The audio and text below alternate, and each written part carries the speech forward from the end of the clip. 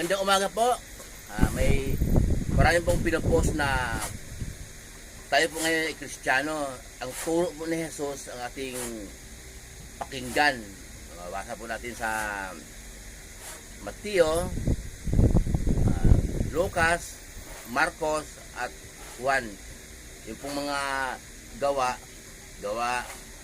Epeso, Corinto hanggang aklat po ni Judas bago pahayag. Yun po ang turo ng kanyang mga alagad.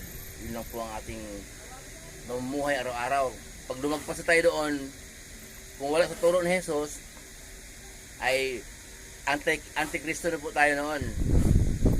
Nabanggit ko pa pala na wala sa turo po ni Jesus yung rosaryo, purgatorio, turo po ng mga pare yun.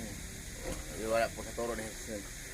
Mayroon po palang nag-post na sabi niya, paki-explain, pakipaliwanag kung walang purgatorio, bakit maraming binabanggit si Jesus na mga patay.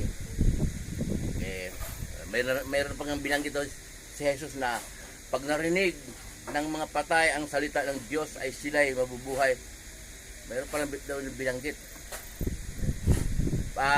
Kapatid, ganito yun ang paliwanag dyan na tayo po nandito sa New Testament, wala na sa Old Testament.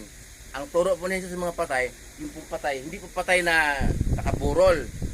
Pakinggan mo kapatid, hindi patay na nakaburol, hindi po literal na patay yun. Nakaburol, lilibing.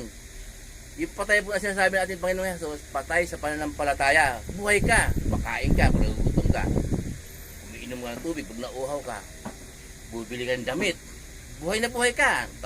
Patuloy ka tumakbo, lalaro ka ng basketball. Pero ang patay na tinutukoy doon, patay sa pananampalataya. Okay? Kahit ipaliwanag sa'yo yung mga turo ni Jesus, hindi mo maintindihan. Sarado ka na sa mga naunang turo. Yun yung patay na sinasabi. Yung pong, hindi po literal patay yun. Muli po yung lingkod, si Chef Roy. Pagkapalain po tayo ng Diyos. Sasamahan kayo ng Diyos kahit saan po kayo pupunta. Manalangin po tayo bago tayo umalis.